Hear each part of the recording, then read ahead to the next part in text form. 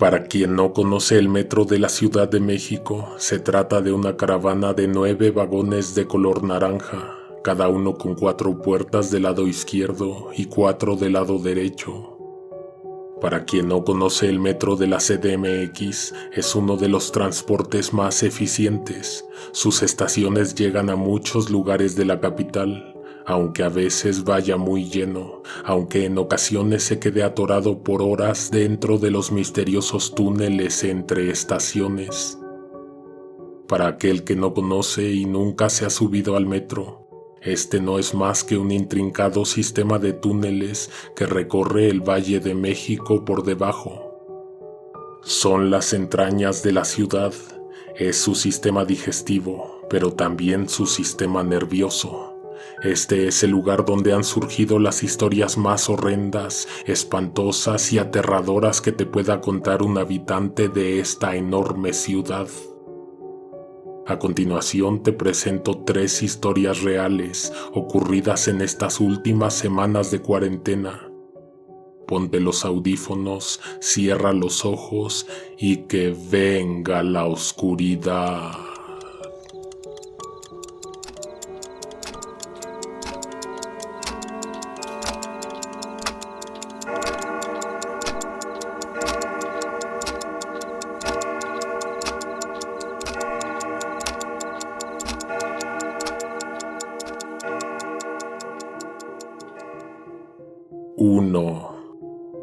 Si alguien te dice que los trenes, los vagones y las estaciones quedaron vacías desde el confinamiento, me temo decirte que está mintiendo.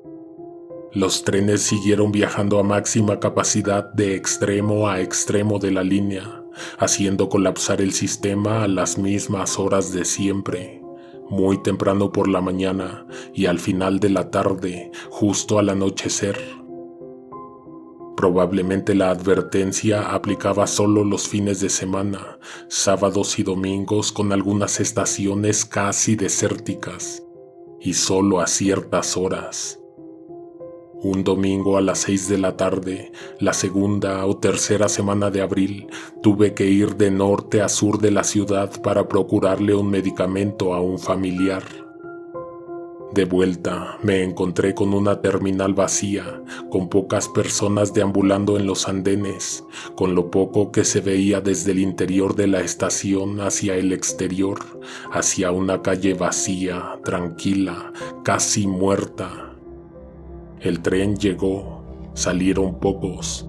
Los empleados de limpieza entraron a desinfectar el tren, nos pidieron unos minutos de paciencia antes de abordar. En el penúltimo vagón subimos 2 mujeres que viajábamos solas y una muchacha acompañada con un niño. Nos sentamos con varios asientos de por medio. Hasta la mitad del recorrido, más o menos por la estación Hospital General, no subió nadie, pero fue ahí donde descendió la última pasajera que viajaba conmigo, en el mismo vagón más bien. En otras circunstancias me hubiera recargado en el cristal de la ventana para irme dormida hasta el final de la línea, pero en ese momento estaba alerta, cuidando dónde tocaban mis manos, mirando las puertas, examinando los pocos rostros que aparecían en cada estación. Cuando se abrieron las puertas en la estación Juárez, abordó una mujer. Con ella entró una extraña atmósfera. De un momento a otro, el calor de la tarde murió y comenzó a sentirse frío y humedad en todo el vagón. La persona se sentó hasta que las puertas se cerraron. Mientras tanto, ella ni siquiera me miró. Pude ver su rostro por unos instantes, pero luego me dio la espalda. Traía consigo una tranquilidad que me resultaba sospechosa. El tren avanzó unas cuantas estaciones más y en todo ese tiempo no despegué la mirada del frente. Me sentía nerviosa y no sabía por qué. En el tramo entre estaciones más largo de la línea, la mujer se levantó de su asiento. Miró por encima de su hombro. Su mirada se cruzó con mi mirada por unos segundos. El rostro de aquella persona era blanco, pálido, con profundas ojeras. Sus ojos tenían espantosos coágulos de sangre. La mujer se agachó, se puso de rodillas. Con su frente tocó el piso del vagón. A mitad del túnel, súbitamente el tren se detuvo. Creí que la repentina parada sería lo peor que me podría pasar. Quedarme segundos, minutos, imposible saber cuánto tiempo atrapada en un mismo sitio con aquella persona, que además de tener un semblante espantoso y quién sabe qué tipo de intenciones, estaba empezando a comportarse extrañamente. En un principio pensé que se pondría a rezar, pero entonces sacó un cuchillo y lo levantó en el aire. Al ver el destello en la filosa hoja de acero, me levanté de mi asiento, me puse de pie, miré hacia los costados del vagón, buscando la palanca de emergencia por si era necesario accionarla. Debo recordarte que ella estaba un poco lejos de mí, pero aún así el espacio era significativamente reducido. Lo que sea que estuviese haciendo aquella persona no tenía nada que ver conmigo, pero yo no lo sabía. Pensé que en cualquier momento esa mujer recurriría a la única pasajera en ese vagón. Algo hizo con el cuchillo y con su carne, con su piel, con su sangre. La mujer dio un grito espantoso y se levantó lamentándose. En el suelo, además de un oscuro charco de sangre, quedó un montón de tierra que la mujer esparció con uno de sus pies descalzos. Por último, con el cuchillo todavía escurriendo, trazó unas líneas, dibujó algo. No podía estar más horrorizada. Lo que veían mis ojos hizo que me recorriera hasta el otro extremo del vagón. Mi mirada iba de arriba a abajo, buscaba la mano de la mujer con la que sujetaba el cuchillo. Buscaba también la herida, pero como sus ropas eran negras, la oscura mancha se hallaba oculta. Todo eso sucedió y el tren no avanzaba. Estuve a punto de jalar la palanca de emergencias, pero eso solo haría que el tren quedara más tiempo atorado en el túnel. Llamaría también la atención de aquella criatura sobre mí. Lo que sucedió después es que la mujer se aproximó a la puerta que tenía más cercana y entonces, sin dejar de empuñar el cuchillo, abrió las puertas, hizo palanca con el arma y luego utilizó sus espantosas garras. Creo que jamás olvidaré sus manos. Sus dedos eran más largos que los de cualquier persona que yo haya visto en mi vida. Las uñas, llenas de tierra, estaban crecidas por varios centímetros. Las puertas cedieron y se abrieron hasta la mitad. Entonces esa cosa saltó fuera del tren, hacia el túnel, se echó a correr hacia el norte y desapareció en una de tantas derivaciones, túneles secundarios, pasadizos oscuros. Imagino que al forzar las puertas habría aparecido algún indicativo en el tablero del conductor, pero aparentemente lo ignoró, pues minutos después el tren avanzó con la puerta abierta hasta la siguiente estación. Llegué a mi destino, bajé del tren, caminé por lo largo del andén hacia la salida, hacia los torniquetes. Por un rato busqué algún rostro que me pudiera brindar ayuda, algún guardia, un policía en los torniquetes. Cuando lo encontré, me acerqué a él, le reporté lo que había visto con detalle. El oficial me pidió que lo esperara un instante. caminó por lo largo de un pasillo, desapareció unos minutos. Imagino que se comunicó con la persona indicada, pues posteriormente se oyeron instrucciones en los altavoces. El guardia volvió a darme las gracias y se acercó para decirme algo en voz baja. Aquel hombre, con la voz nerviosa, me informó que el metro es utilizado por toda clase de gente, algunos inofensivos, pero otros con horribles intenciones que, y aunque parezca insólito, muchas de ellas en verdad significan algún tipo de peligro. Hay gente que hace brujería en los vagones para que se descarrilen los trenes.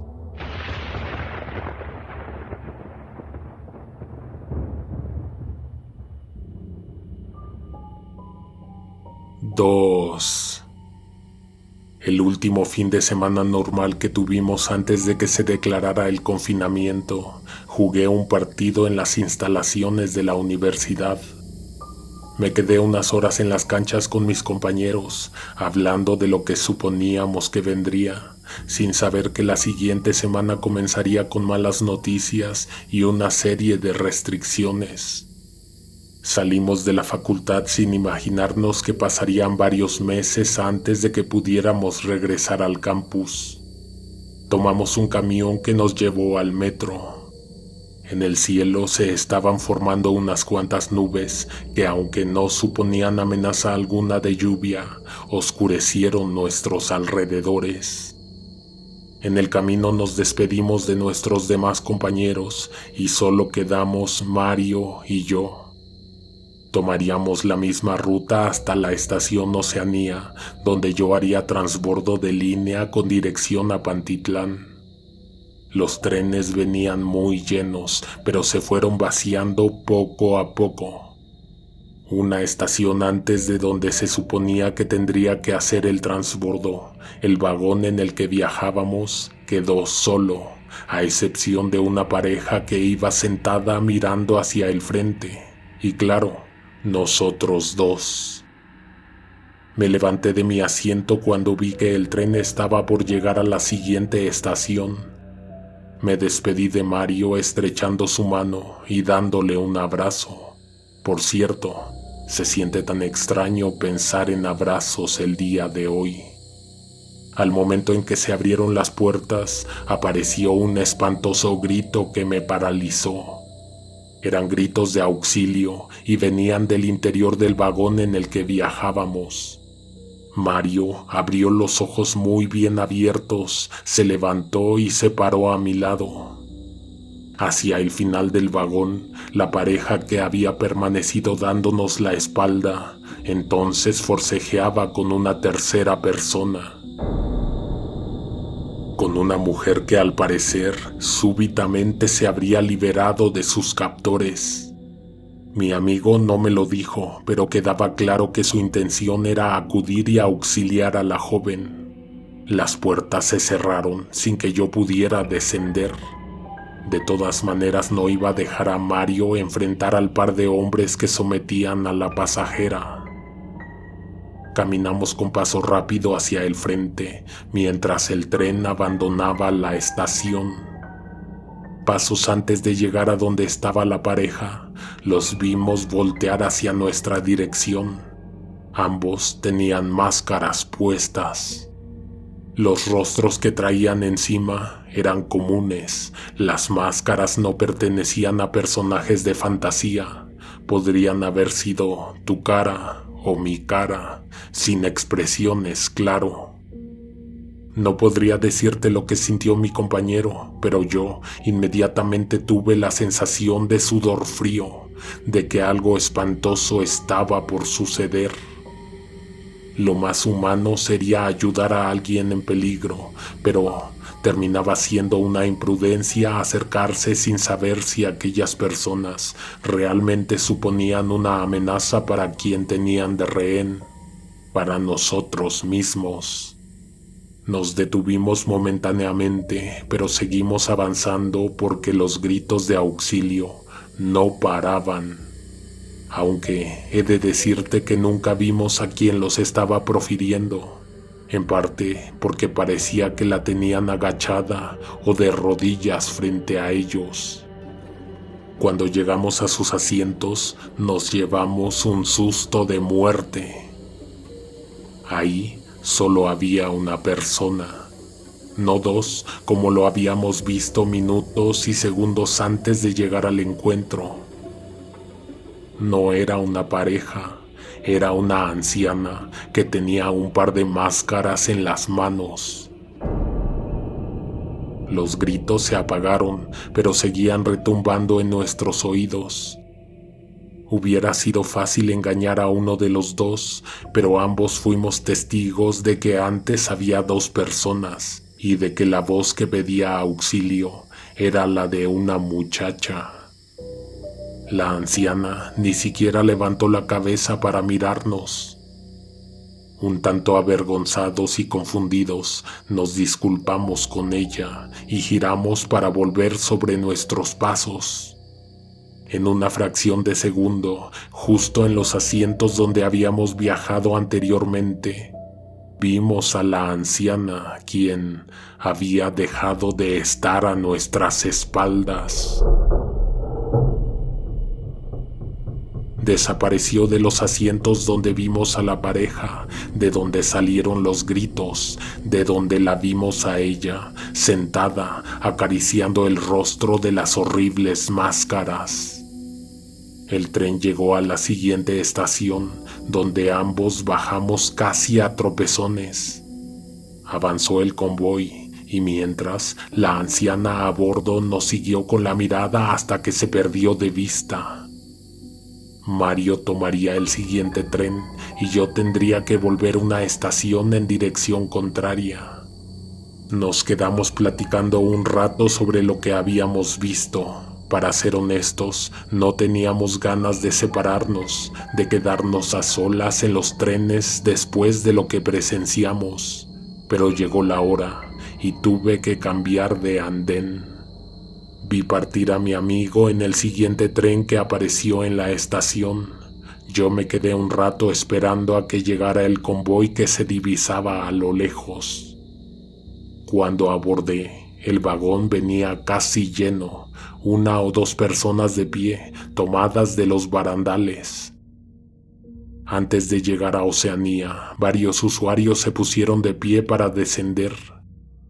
Poco antes de que se abrieran las puertas, una persona de las que estaban frente a mí volteó por encima del hombro.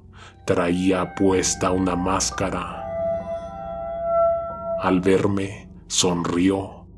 El rostro de plástico no se modificó, pero la mirada lo delató. Bajé corriendo del tren sin dejar de verlo. Él o ella no se movió de su sitio, aunque impedía el libre descenso. Cuando se cerraron las puertas, aquella persona se llevó las manos a la cabeza y se retiró la máscara. Fracciones de segundo antes de que la distancia y el opaco cristal distorsionaran lo que veían mis ojos dentro del vagón. Pero puedo jurar que, detrás de la máscara, había un rostro descarnado.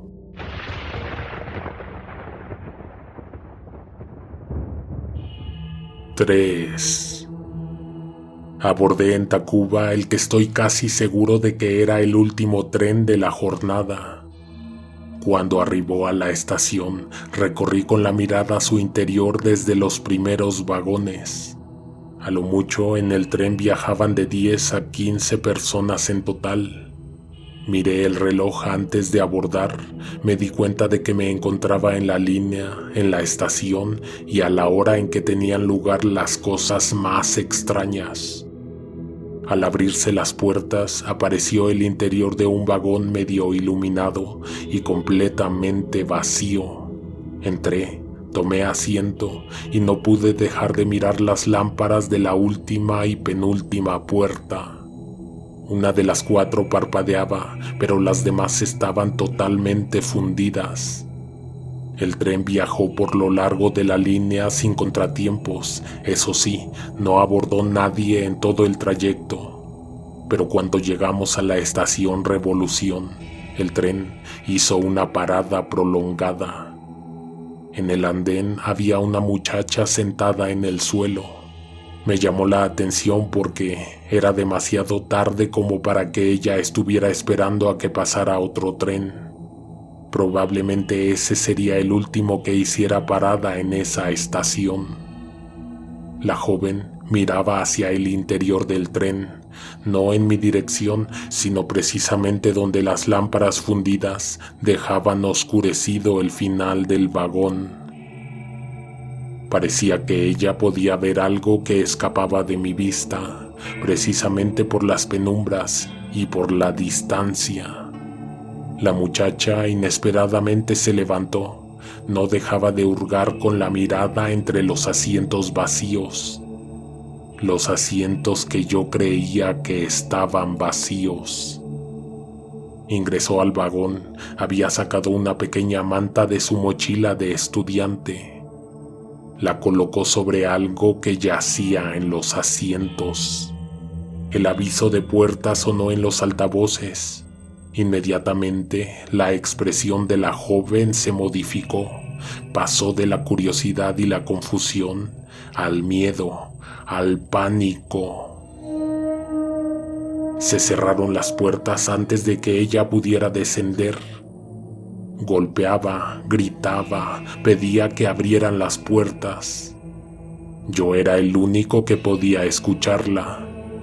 No sé si no me había visto antes, pero cuando me levanté para ver qué estaba sucediendo, la muchacha me ordenó que tratara de abrir las puertas, mis puertas. Entre gritos, me suplicó que bajara del vagón. Corrió hacia mi dirección y entonces se abrieron las puertas. De los asientos en penumbras se levantó la manta que ella había colocado. Se alzó terroríficamente por los aires. La joven aprovechó el súbito abrir y cerrar de puertas para salir corriendo.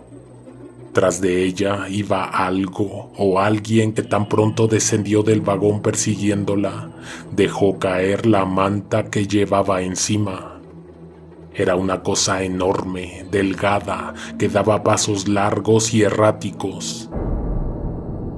El tren avanzó y solo me permitió ver que la chica corría hacia las escaleras que conducían al otro lado del andén. Me quedé helado. No pude ver bien qué era lo que la estaba persiguiendo, pero me quedó claro que se trataba de algo que parecía inofensivo en un principio. ¿Qué habría visto ella que la animó a acercarse al interior del vagón? ¿Qué era aquella cosa que probablemente viajó conmigo todo el recorrido previo? Espero que las cámaras de vigilancia hayan podido capturar en video la espantosa aparición. De lo contrario, no hay pruebas de lo que te estoy contando, y lo que sea que hayamos visto aquella noche, sigue viajando en los vagones de la línea 2. Pronto haremos una recopilación de todas las historias que conocemos del metro de la Ciudad de México. Nos gustan los relatos que duran horas, así podemos sumergirnos en las historias tomando un café, entregándonos al sueño. Te recomiendo que pases a suscribirte a nuestro canal alterno y, por qué no, a dejar tus sugerencias sobre los temas que te gustaría que tocáramos en los relatos inmersivos. Te dejo el respectivo enlace arriba y en la descripción. Nos escuchamos el jueves. Alguien te observa en la oscuridad.